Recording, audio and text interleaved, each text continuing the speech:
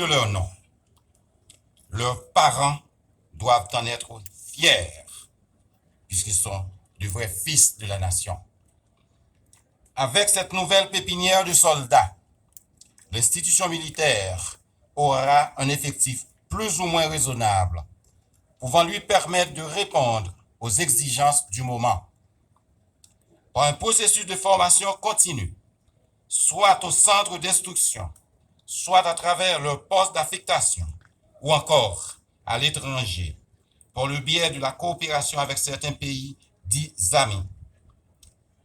Ces jeunes acquerront l'expérience et la compétence nécessaire, les plaçant au rang des militaires mûris et prêts à servir et défendre la nation.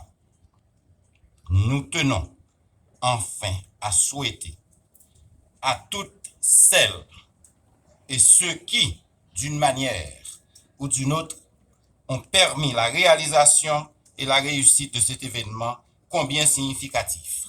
En général, les parents et en particulier nos supérieurs hiérarchiques qui avaient cru en notre capacité de relever ce défi.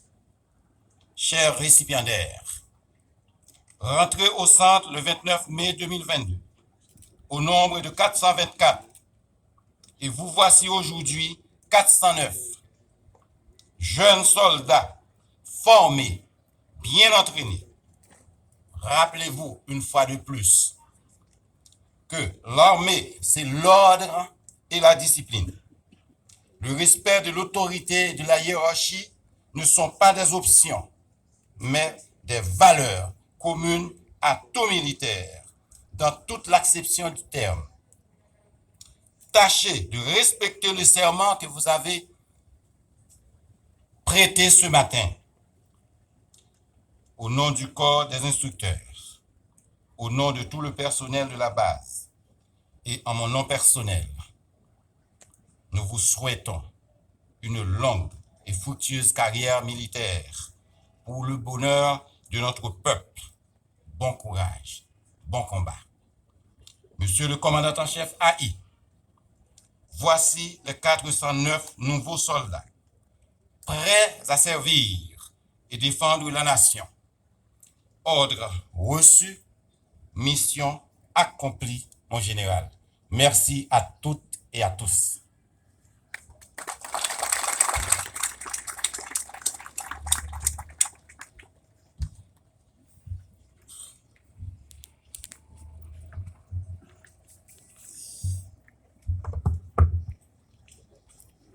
Sans perdre de temps, nous invitons donc le commandant-chef des Forces armées d'Haïti, le lieutenant-général Jodel Lesage, à présenter son discours en la circonstance.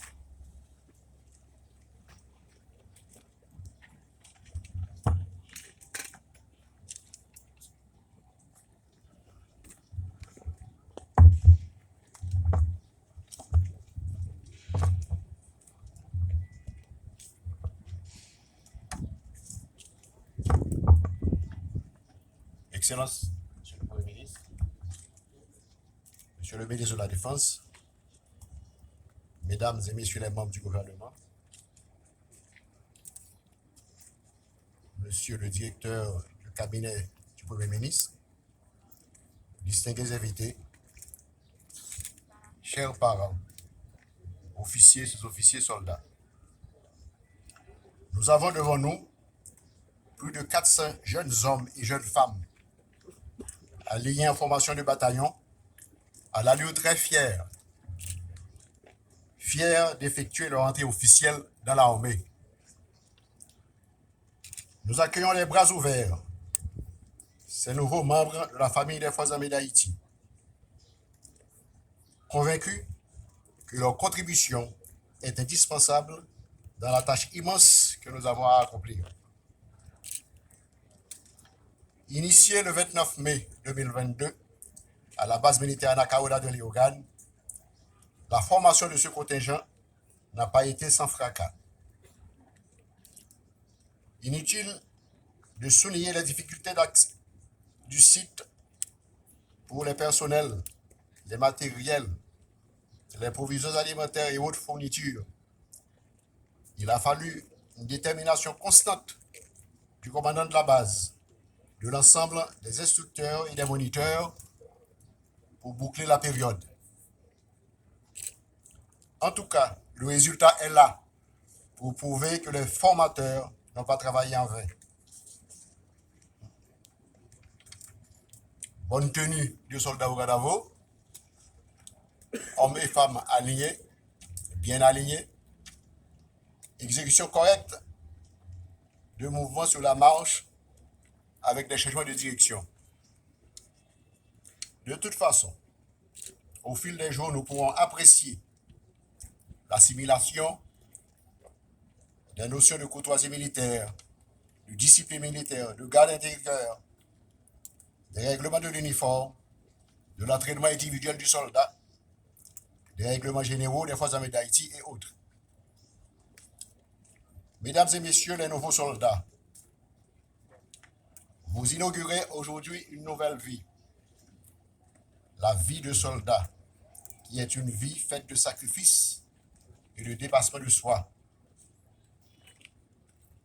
Avec l'enseignement que vous avez reçu et que vous avez pour devoir d'approfondir au fur et à mesure, nous estimons que vous êtes suffisamment armés pour accomplir la tâche qui vous attend. Nous retenons quoi que si ou là avec nous aujourd'hui, ce n'est pas forcé ou forcé ou. C'est un choix de grand monde que vous faites. Un choix délibéré, un choix responsable. Vous me répétez, parole de fin général Abraham, à la minute où s'il y a engagement dans l'armée, vous gagnez ça 1 an. Donc, pas de affaire de pitié encore. L'armée, ce n'est pas une jouette. Il y a le métier des armes. On a parlé des armes qui ont blessé les gens, qui ont tué les gens. Donc, pas de plaisanterie dans ça. C'est ça que fait, nous avons une formation pour qu'on bien connaisse les armes observées avec l'IA. Pour qu'on qu'il est pour utiliser.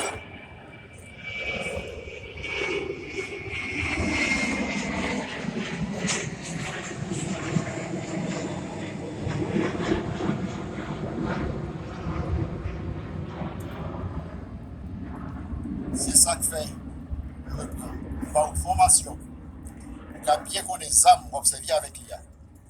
Pour qu'on qu'il est pour doit utiliser, dans quelles conditions qu'on va utiliser.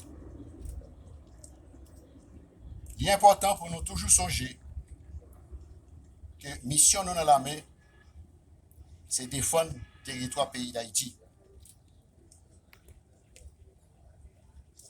C'est défendre la population haïtienne dans la sécurité pendant notre travail, la main dans la main avec la police. De même, il faut toujours songer, ça règlement de l'armée a dit.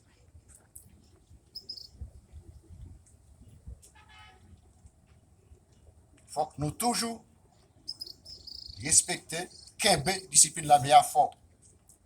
Pour nous gagner une carrière militaire sans désagrément. Avec ça, l'armée a compté sur nous. Le pays d'Haïti, le peuple haïtien, a compté sur nous. Je vous souhaite bonne chance.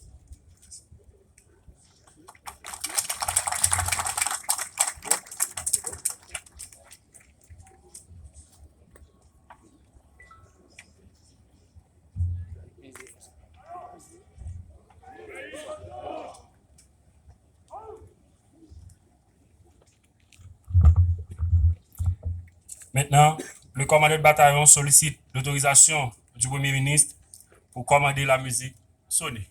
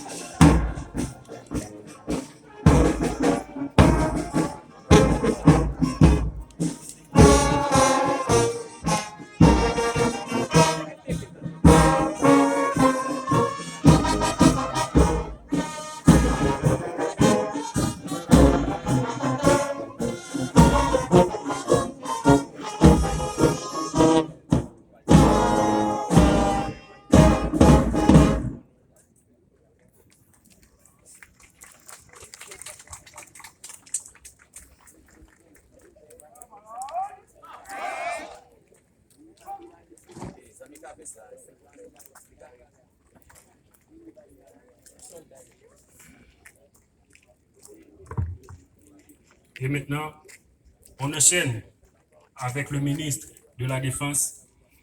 Il va venir présenter son discours à l'occasion de cet événement. Je dois vous dire qu'il est à sa deuxième graduation. Mesdames, Messieurs, avec vous, le docteur Inol Joseph.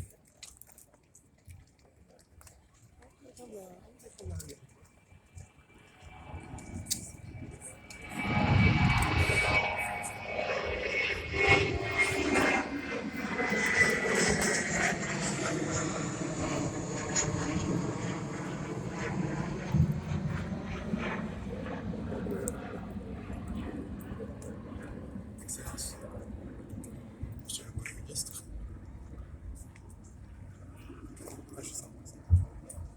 Mesdames, Messieurs les membres du gouvernement, Monsieur le directeur du cabinet du Premier ministre, Monsieur le commandant en chef AI des forces armées d'Haïti, Messieurs les membres du haut état-major des forces armées d'Haïti,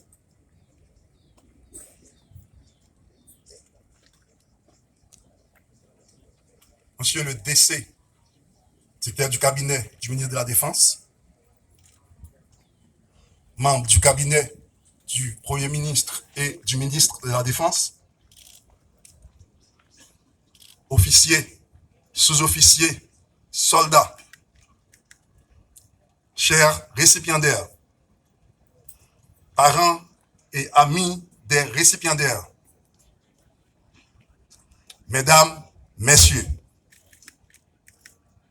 je salue également la presse parlée, écrite et télévisée qui sont là, surtout les presses en ligne également.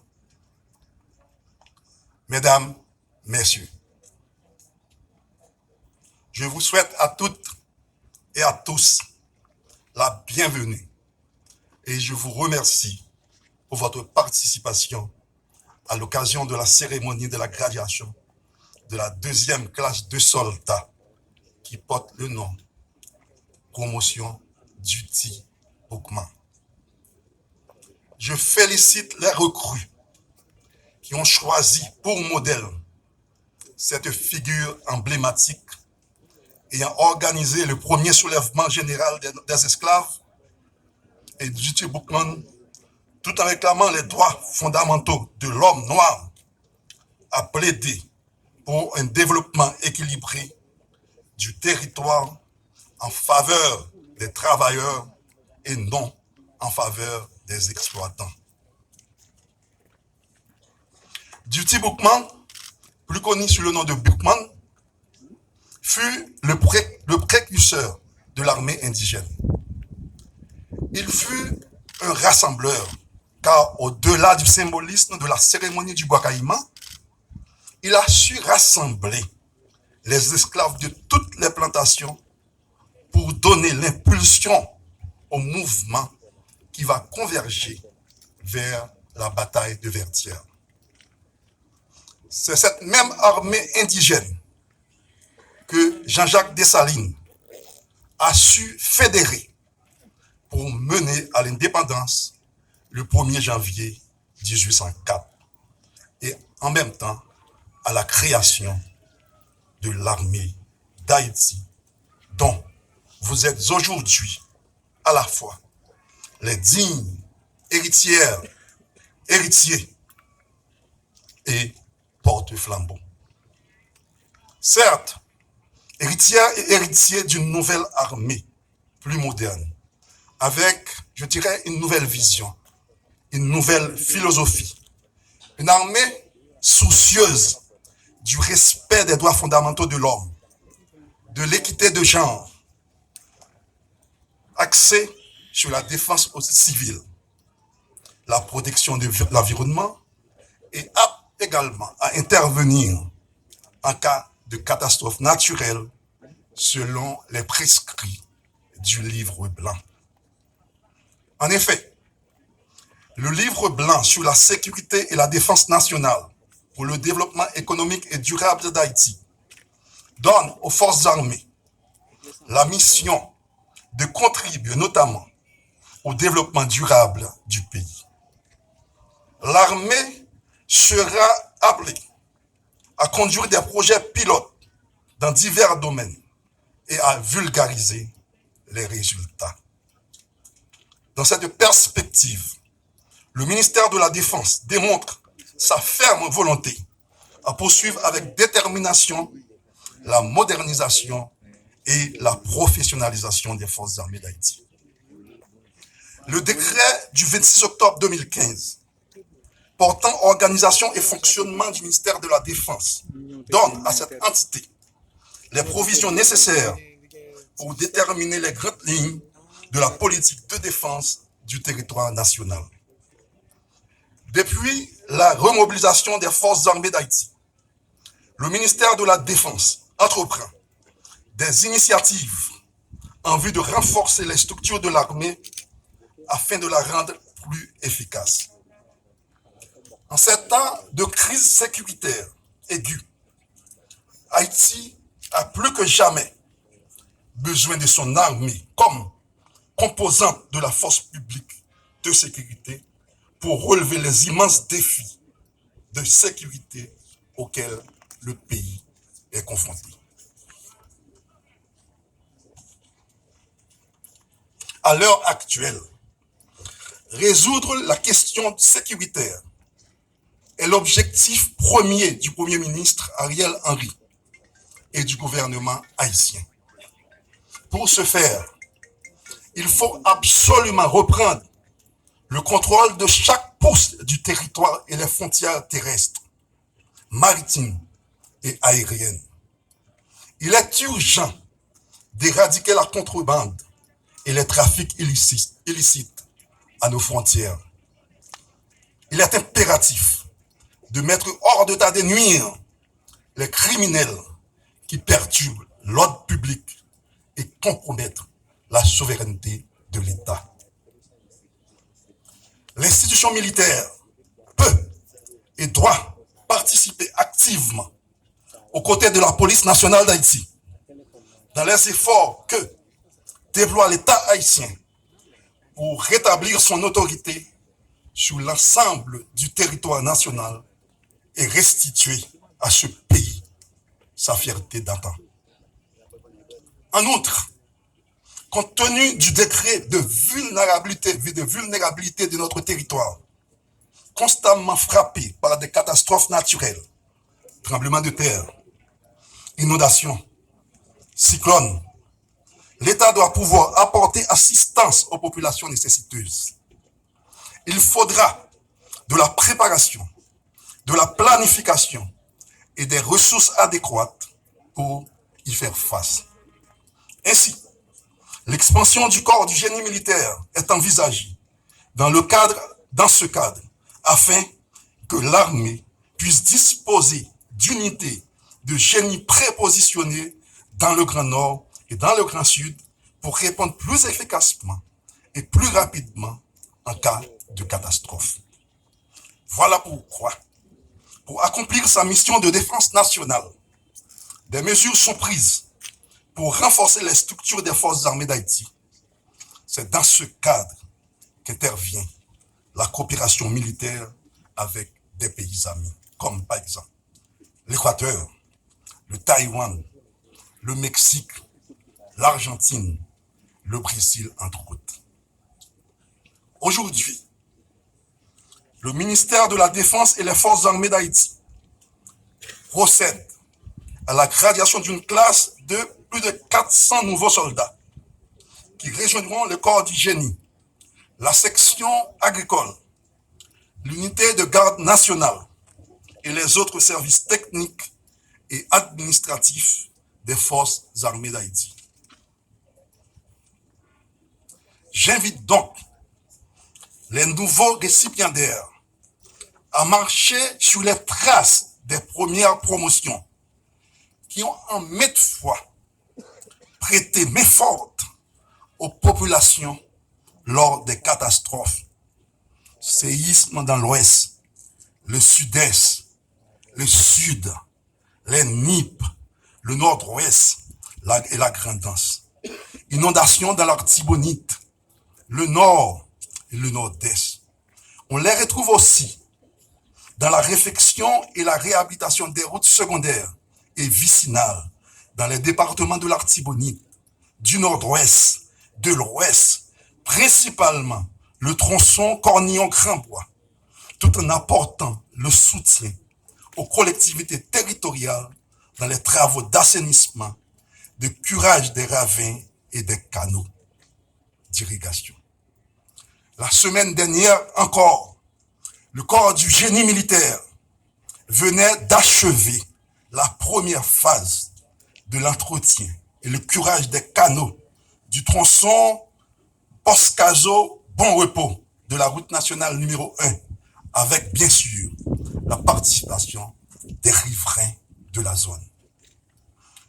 Je ne manquerai pas non plus de vous inviter, chers récipiendaires, à emboîter le pas de vos aînés dans des missions souvent difficiles et délicates qu'ils ont accomplies notamment en apportant le soutien à la police nationale d'Haïti pour sécuriser certaines artères en vue de faciliter le déplacement des convois de véhicules de transport de produits stratégiques pour le fonctionnement du pays et la survie de la population. Ces militaires du corps du génie et la police nationale d'Haïti ont réussi à libérer le carburant après plus de 17 opérations effectuées au terminal de Vagreux. Au moment où je vous parle là maintenant, nos militaires du corps du génie sont à pied d'œuvre en support à la police nationale quelque part à Port-au-Prince. D'entrée de jeu, je veux prendre le soin, au nom des forces armées d'Haïti et du ministère de la Défense, de remercier le Premier ministre ainsi que son directeur de cabinet pour leur encouragement, leur support indéfectible à la mise sur place de cette deuxième promotion et renforcement également des structures du corps du génie. Mes remerciements vont également aux experts militaires mexicains qui ont contribué à la formation des instructeurs, dont certains ont participé à la formation de cette promotion d'Uti Boukman. J'ai demandé aux représentants du Mexique en Haïti de leur transmettre mes remerciements et d'adjoindre le général Luis Crescencio Sandoval González, le secrétaire à la défense du Mexique, ainsi que le gouvernement fédéral mexicain, qui n'ont jamais marchandé leurs efforts pour renforcer la coopération avec le ministère haïtien de la Défense. Je ne saurais terminer sans féliciter les responsables de la base Anacaona, le commandant de la base, le commandant des recrues, et ceux du corps d'aviation qui se sont défoncés pour fournir une prestation de qualité malgré d'innombrables difficultés. Je tiens à remercier spécialement le lieutenant Sheila Jeune qui, depuis l'inscription et jusqu'à aujourd'hui encore, s'est donné à fond pour la mise en place de cette couronne. Aux équipes dirigeantes du ministère de la Défense, du commandant en chef et des membres du haut état-major des forces armées d'Haïti, je dis merci pour la maîtrise dont ils ont su faire montre pour renforcer chaque jour notre embryon d'armée, et je suis persuadé qu'ils le mèneront à bon port. Je vous remercie.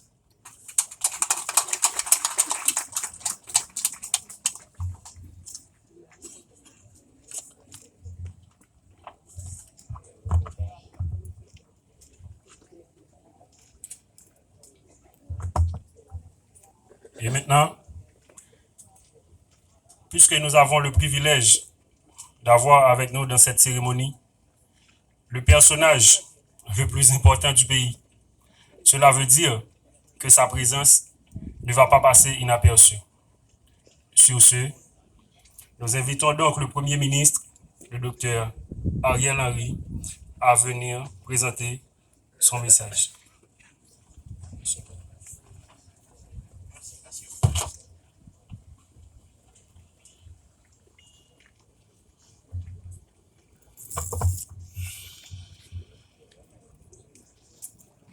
Mesdames, Messieurs les membres du gouvernement,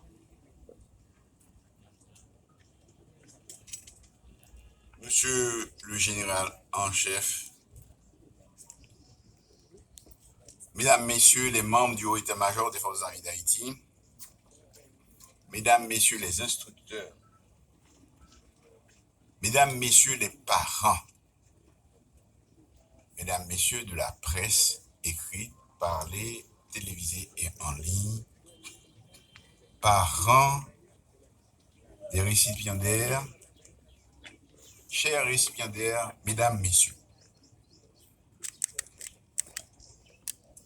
Chaque fois que j'ai l'occasion de prendre la parole face à des compatriotes qui ont décidé de servir notre pays et la communauté nationale en faisant le choix des armes, le choix de risquer leur vie pour défendre la nôtre, le choix d'affronter les dangers de toutes sortes pour s'assurer que la population puisse vivre et dormir tranquille sans avoir à craindre pour sa sécurité, je me dis qu'il y a de l'espoir pour notre pays. Celles et ceux qui vont être gradués aujourd'hui et qui sont devenus des soldats de notre armée auraient pu devenir médecins, avocats, ingénieurs, artistes, informaticiens et que sais-je encore. Nous devons tous les féliciter et leur exprimer notre admiration pour leur choix de rejoindre les rangs de l'armée nationale. Soit dit-il en passant qu'une armée moderne doit compter en son sein à côté des troupes combattantes, des médecins, des avocats, des ingénieurs, des musiciens, des informaticiens et bien d'autres professionnels. Cette cérémonie doit être pour nous une occasion d'engager un débat national sérieux, sans complaisance sur le devenir des forces armées d'Haïti, sa mission, sa doctrine, ses règles d'engagement, sa taille, son